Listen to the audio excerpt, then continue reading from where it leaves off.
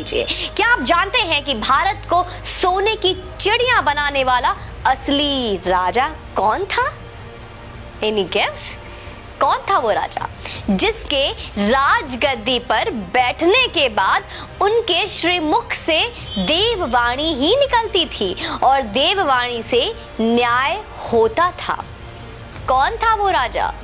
अभी तक कुछ याद आया, कुछ पता है, नाम सुना है, या अकबर बिरबल की खिचड़ी में ही रह गए? जिसके राज्य में अधर्म का संपूर्ण नाश हो गया था, कौन था वो राजा? महाराज विक्रमादित्य। बड़े ही दुख की बात है कि महाराज विक्रमादित्य के बारे में देश के लगभग शून्य बराबर ज्ञान है। नहीं पता ना? जिन्होंने भारत को सोने की चिड़िया बनाया था और स्वर्णिम काल लेकर आए थे।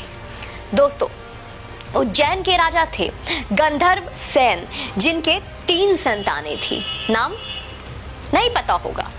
सबसे बड़ी लड़की थी मैनावती, उससे छोटा लड़का था जिसका नाम था भृतहरि, और सबसे छोटा वीर विक्रमादित्य। नहीं पता होगा। विक्रम की माता का नाम क्या था? सौम्य दर्शन, जिन्हें वीरमती और मदन रेखा भी कहते थे। बहन मैनावती की शादी थारा नगरी के राजा पदम सेन के साथ कर दी, जिनके एक लड़का हुआ जिनका नाम था गोपी चंद।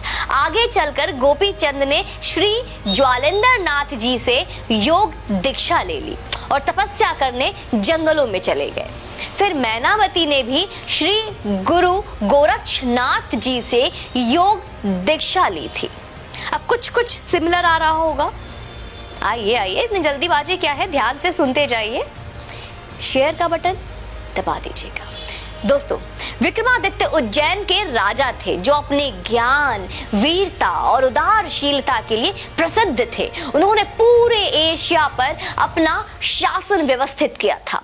अरब पर इनके शासन का प्रमाण सायर उल ओकुल ग्रंथ के पृष्ठ संख्या 315 से मिलता है। आप उस ग्रंथ के पन्नों को पलटिए। इस ग्रंथ की रचना अरबी कवि जरहाम कितनोई ने की है। यह ग्रंथ वर्तमान में इस्तांबुल शहर के प्रसिद्ध पुस्तकालय मकतबे सुल्तानिया में स्थित है। सम्राट विक्रमादित्य ने शकों को पराजित किया था। उनके पराक्रम को देखकर ही उन्हें महान सम्राट कहा गया और उनके नाम की उपाधि कुल 14 भारतीय राजाओं को दी गई। उपाधि समझते हैं आप?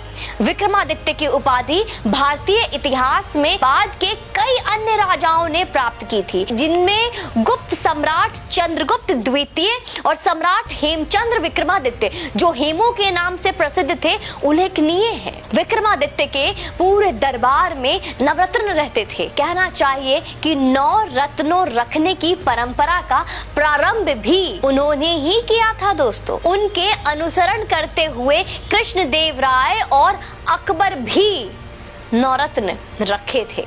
सम्राट अशोक के दरबार में भी नवरत्न रखे थे। विक्रमादित्य के नवरत्नों का नाम जानते हैं आप? आइए। नंबर 1 धन्वंतरी, नंबर 2 छिपाका, नंबर 3 अमर सिन्हा, नंबर 4 शंकु, 5 बेताल भट्ट, 6 घट कारपारा, 7 कालिदासा, 8 वारामिहिर और 9 वरुचि। महाकवि कालिदास की पुस्तक ज्योतिर्विद भरण के अनुसार उनके पास 30 मिलियन सैनिकों, 100 मिलियन विभिन्न वाहनों और 25,000 हाथी और 400,000 समुद्री जहाजों की एक सेना थी। दोस्तों, कहते हैं कि उन्होंने ही विश्व में सर्वप्रथम 1700 मील की विश्व की सबसे लंबी सड़क बनाई थी, जिसके चलते विश्व व्यापार सुगम हो चला था। आसान, बहुत इजी। आज ये देश और यहाँ की संस्कृति केवल विक्रमादित्य के कारण अस्तित्व में है। इस बारे में ज्ञात है आप? अशोक मौर्य ने बौद्ध धर्म अपना लिया था। शायद ये इतिहास के किताबों में भी पढ़ाया गया था और बौद्ध धर्म बनकर 25 साल राज किया था। भारत में तब सनातन धर्म लगभग समाप्ति पर आ गया था। दोस्तों, जी हाँ, आप बहुत चौंक रहे होंगे सुनकर कि मैं क्या कह रही हूँ। देश में बौद्ध और अन्य हो चुके थे। रामायण और महाभारत जैसे ग्रंथ खो गए थे, बिल्कुल खोने से लग गए थे। महाराज विक्रम ने ही पुनः उनकी खोज करवाकर उसे स्थापित किया। विष्णु और शिव जी के मंदिर बनवाए और सनातन धर्म की फिर से संरक्षण किया, बचाया। विक्रमादित्य के 9 रत्नों में से एक कालिदास ने अभिज्ञान शाकुंतलम लिखा। अभिज्ञान शाकुंतलम का नाम शायद कुछ सनातनियों ने पहले भी सुन रखा होगा, जिसमें भारत का इतिहास है। अन्यथा भारत का इतिहास कहा क्या मित्रों? हम भगवान कृष्ण राम को ही खो चुके थे। हमारे ग्रंथ ही भारत में खोने के कगार पर आ गए थे। बहुत चौंकाने वाली बात बता रही हूं मैं आपको। उस समय उज्जैन के राजा भृतहरि ने राज छोड़कर श्री गुरु गोरक्षनाथ जी के योग की दीक्षा ले ली और तपस्या करने जंगलों में चले गए और अपना सारा राज अपने छोटे भाई विक्रमादित्य को सौंप दिया। वीर विक्रमादित्य भी श्री गुरु गोरक्षनाथ जी से गुरु दीक्षा लेकर राजपाट संभालने लगे। और आज उन्हीं के कारण, हाँ मैं फिर से बार बार दोहराऊंगी, आज उन्हीं के वजह से, उन्हीं के कारण सनातन धर्म बचा हुआ है। हमारी संस्कृति, हमारा धरोहर बची हुई है। Our heritage, our culture is still safe because of him। महाराज विक्रमादित्य ने केवल धर्म ही नहीं बचाया है, उन्होंने देश को आर्थिक तौर पर सोने की चिड़िया बनाई। उनके राज को ही भारत का स्वर्णिम राज कहा जाता है दोस्तों। विक्रमादित्य के काल में भारत का कपड़ा विदेशी व्यापारी सोने के वजन से खरीदते थे। एक वो वक्त था, भारत में इतना सोना आ गया था, इतना अधिक सोना था कि वो सोना नहीं, गोल्ड। सब लोग सो जाओ, गोल्ड। विक्रमादित्य काल में सोने के सिक्के चलते थे। आप गूगल इमेज कर विक्रमादित्य के सोने के सिक्के देख सकते हैं कि किस तरह के सोने के सिक्के उस वक्त होते थे, किस तरह के सोने के सिक्के पाए जाते थे उनके काल में। कैलेंडर जो विक्रम संवत लिखा जाता है वह भी विक्रमादित्य का स्थापित किया हुआ है। हमें उसे फिर से लाना है। आज जो भी ज्योतिष गणना है, जैसे हिंदी संवत, वार, तिथियां, राशि, नक्षत्र, गोचर आदि, उन्हीं की रचना है। वे बहुत ही पराक्रमी, बलशाली और इतना ही नहीं, बहुत ही बुद्धिमान राजा थे। कई बार तो देवता भी उनसे न्याय करवाने आते थे। आप इस बात से अंदाजा लगा सकते हैं।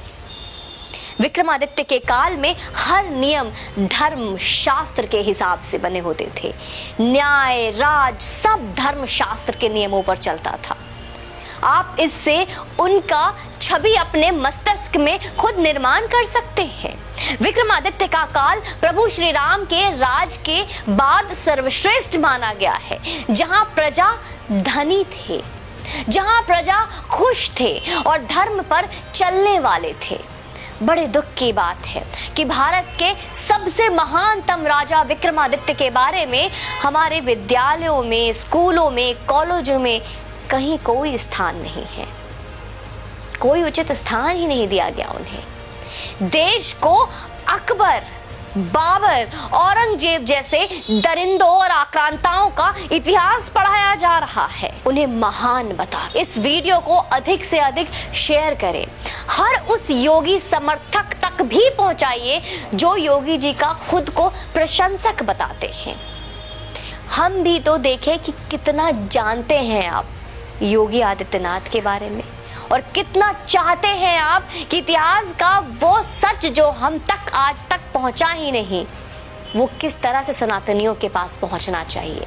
उसकी कोशिश, उसका प्रयास अब आपको करना पड़ेगा। मैं, हमारी पूरी टीम कोशिश करती है ऐसे कई सच को उजागर करने की जिनके बारे में आपने ना पढ़ा ना आपको बताया गया, जिन्हें हमेशा गुप्त और अंधेरे में गुम करने का प्रयास किया गया। आपसे निवेदन करूंगी कि आप इस वीडियो को शेयर अवश्य करें, लोगों तक अवश्य इस वीडियो को पहुंचाएं और अपनी क्षमता, अपने योग्य के अनुसार अपने प्रसन्नता के अनुसार जितना भी आप समर्थन हमें करेंगे, हमारी टीम की मनोबल और दोगुनी होगी और अच्छा काम करेंगे। आप चैनल पे यूं ही बने रहें और अपना समर्थन देते रहें। जय हिंद, वंदे मातरम।